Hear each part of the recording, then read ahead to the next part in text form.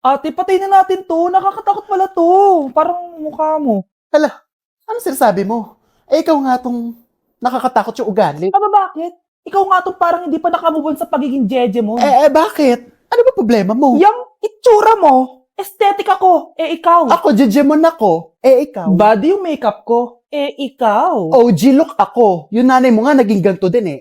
Ikaw. Mamahalin ng bag ko. Ikaw. Domokun yung bag ko. Ikaw. Naka-iPhone ako, kaya malinaw ang mga pictures ko. Ikaw. Hala, tatlong camera. Ako, meron akong housing. 3310. Kahit ipukpok mo to sa kokote mo, hindi masisira. Ikaw. Wireless ang earphones ko with noise cancelling pa. Ikaw. Ano yung noise cancellation? Meron din ako niyan. May wire pa. Ikaw. Ito, siguradong wala ka neto. May Apple Watch ako. Touchscreen pa to. Ikaw. May ganun? Ako, meron akong G-Shock, waterproof. Kahit ibabad mo pa to sa... Ganun. Ayaw mo talaga magpatalo, no? Sige, mag-lip sync battle na lang tayo. Basic. Tara. Vai analisar. Deixa a timidez de lado, puxa amigo e vem dançar. Mostra tudo que cê sabe que o Livinho vai te olhar. Pode sentar. Pode sentar. 귀요미, 귀요미.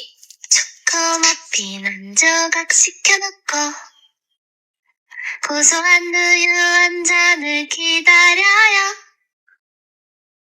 Whatever.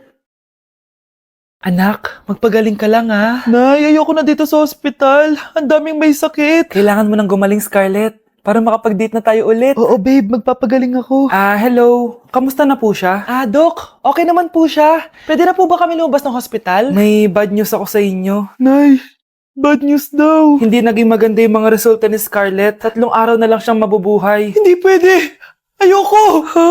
Mamamatay na ako. Huwag mo sabihin yun, Scarlett. Magpapakasal pa tayo, di ba? Magkakaanak pa tayo, di ba? Hindi ka mamamatay, anak. Gagawan ko ng paraan. Hindi pwede mamatay anak ko. Hindi pwede mamatay anak ko. Tita, una na po muna ako. Gabi na rin po eh. Sige po. Wala na akong choice. Kailangan kong gawin to. Para sa'yo, anak. O anak, kainin mo muna to para gumaling ka na. Sige po, Nay. Sarap. Kain ka lang anak ha. Hello. Kamusta siya? Doc, parang lumakas ako ngayon. Talaga anak? Malakas ka na? May good news ako sa inyo.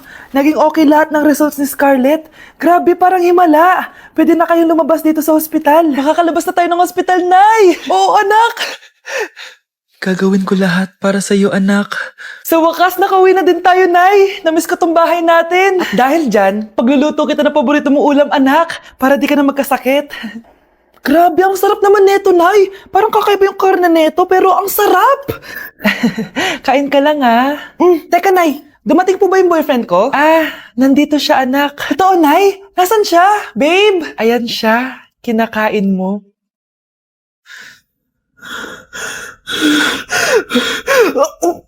Hello po, ma'am. Ang ganda naman po ng bahay niyo. Sino yan, Nay? Hello po. Anak, ito nga pala si Bebang, bagong katulong natin dito. Siguraduhin mo lang na magaling ka, ha? Dahil ayoko sa lahat, yung tatanga-tanga. Opo, ma'am. Ayusin ko po yung trabaho ko. Sige na, mag-umpisa ka na maglinis. Sige po. Di ko talaga gusto yung bago namin katulong dito. Nakakainis yung mukha niya. Ano yun? Ano ba yan? Unang araw pa lang dito, may nabasag ka na agad? Sorry po, ma'am. Tatanga-tanga kasi maglinis? Di mo ba alam ng 1,000 pesos ang isa niyan? Linisin mo na yan! At wala ka sweldo na 3 araw, ha? Dahil wala ka naman pambayad niyan. Ganito nyo pala tinrato ang nanay ko. Kumanda kayo. Bebang! Gawin mo nga ako ng kape. Ma'am. Ito na po yung kape niyo. Ano ba yan? Bakit malamig na to? Gusto mo tapo ko to sa mukha mo, ha? Sorry po, ma'am. Gawin mo ulit ng bago. Baka na pang magawa ko sa'yo. Sige po, gagawa na lang po ako ulit ng bago. Pakatanga. Ma'am, ito na po yung mainit niyo pong kape. Sa susunod, huwag kang tatanga-tanga kung ayaw mo mawala ng trabaho. Bebang! Kuhaan mo nga ako ng tubig dito. Ito po, ma'am, yung tubig niyo. Di ka na nga. Yung makita pagmumukha mo. Sakit ng tiyan ko!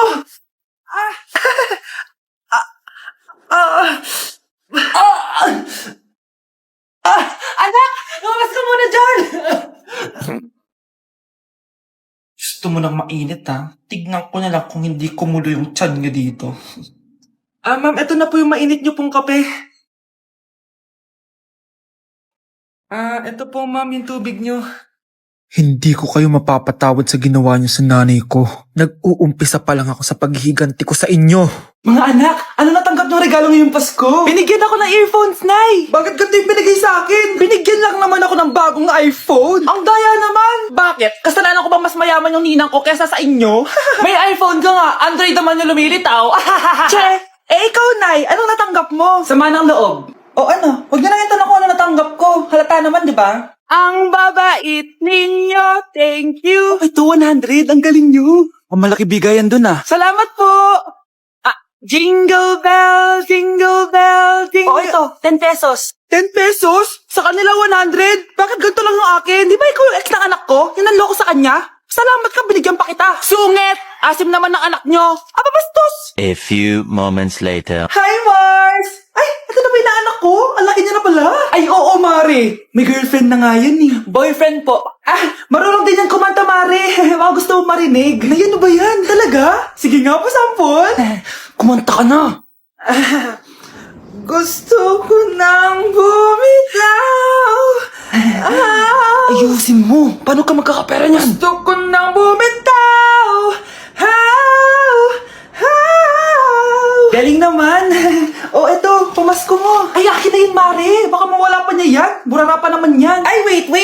Isasend ko na lang pala sa Shopee Pay ng inaanak ko. For sure, hindi niya mawawala yun doon. Super easy lang magpadala ng Shopee Pay ang PAW. Just go to your profile, click Send Money, and send ang PAW. Just enter the amount at kung ilan ang bibigyan nyo. Pwede pa kayo mamili kung anong design at kung anong gusto nyo sabihin. Kaya ikaw, Mare, send your pamasko na through Shopee Pay ang PAW. Ay, may Shopee Pay na pala. Sige, gagamitin ko yun. Thank you po, Ninang. Got you, inaanak. Bes, bakit ka absent kahapon? May pinuntahan kasi ako, Bes. Ano yan? Ba't mo tinatakpan yung bibig mo? Mabaho ba yung hininga mo? Ano kasi Hala, naka-braces na si Scarlett. Kaya siguro absent siya kahapon. Bes, magkano yung braces mo? Di ba mahal yan? Rich kid ka siguro. 5K lang to, pero naka-promo kasi sila, kaya 3K na lang. Ako na rin nag-change ng rubber kasi kamahal man. Nandito ba si Scarlett? Present po, ma'am. Anong present? Ayusin mo nga magsalita. Sorry, ma'am. Di po kasi ako makapagsalita na maayos. Masyakit po kasi yung braces ko. Ay, wow. Kala mo talaga. Anong ginagawa niya? Over naman sa pakita ng brace? Bes, ano yan? Ba't ganyan ka mag-tiktok? Siyempre, para makita ng mga friends ko na may braces na ako. Ganon? Tsaka para ma-ROI ko na din to, no? Sige, Bes. Tinggalan pero sa basketball tampak hindi ka papagbigyan. Nay, maniligaw ko nga pala. Hi, tita. Ako nga pala si Enzo, ang soon-to-be jowa ni Scarlett. Enzo? Anak, di ba yan yung anak ng mayor? Opo, Nay. Galing mo talaga pumili, anak. Mukhang magkakapera ako, A few moments later. O sige, pumapayag na ako na maging jowa mo tong anak ko. Yes! Pangako, tita, hindi ko papaiyakin si Scarlett. Pwede mo na akong i-kiss. Pops, may bayad ang kiss sa anak ko, ha? Nay, ano na naman yan? Aba, syempre, ang mahal ng diaper at gatas mo ng bata, tapos libre lang. Ano naman? Tita, magkano po ba? Magkano? Eto price list. Holding hands, 200 pesos. Hug, 300 pesos. Kiss sa kamay, 500 pesos. Kiss sa noo, 700 pesos. Kiss sa lips, 1,000 pesos. At kung makikipag-date kayo sa isa't isa, 3,000 pesos at dapat sagot mo yung bill, ha? 3 hours lang yun. Kung mag-extend ka, pwede naman magbayad ng additional. At bawal tumawad. Pili ka na lang. Ngayong mahal naman, Diyos ko. Ano naman? Business is business. Kailangan ko ma-ROI mga nagastos ko sa'yo. Ito po, tita. Cheque. Unlimited kiss na yan, na. Cheque? Kahit gumawa pa kayo ng 10 anak. 1 million ba to? Ano to? Idedemanda mo ko? Ano ba ginawa ko sa'yo? Oo, ipapademanda kita. Gagawin mo pa akong business mo, ha? Wala ka namang business permit. Tsaka ang mahal naman ng mga presyo mo. Di naman gano'ng kaganda tong anak mo. Teka lang, joke lang yun eh. Mahilig talaga ako mag-ganon. Isusumbong ko kayo sa tatay ko, Mayor. See you sa kulungan. Ikukulong na naman ako. Balita ko, dyan nagtatrabaho yung dati kong asawa. Siguraduhin yung masisisante nyo yan. Dahil ayaw ko ng peste sa kumpanya ng asawa ko. Naintindihan? Susan, alam mo, feel ko talaga mapapromote na ako anytime. Kasi sabi ng manager namin, isa ako sa pinakamagaling sa amin. Ngayon pa lang, congrats na kita. Simula pa lang, alam ko naman na kaya mo. Alam mo, okay din pala na hiniwalayin ako ng asawa ko. At this ngayon, alam ko talaga kung anong habol niya sa akin. Yun ay pera. Madami pang ibang babae dyan, ano ka ba? Tsaka ang importante ngayon, nakafocus ka sa pagpapaganda ng buhay nyo. Oh, luto na to. Kain na tayo. Yes po, ma'am. Okay po. Ma'am, i-hold ko po muna kayo ha. Wait for a while. Sino itong tumatawag? Sir Ramon, may bad news po ako sa'yo. Ayaw ka po ng boss namin. Ano? Kaya tatanggalin ka sa trabaho. Anong tanggal na ako sa trabaho, ha? Utos lang po sa amin. Hindi pwede yun. Sorry sir, humanap ka na lang po na ibang trabaho. Bakit puro na lang kamalasan dumadating sa buhay ko?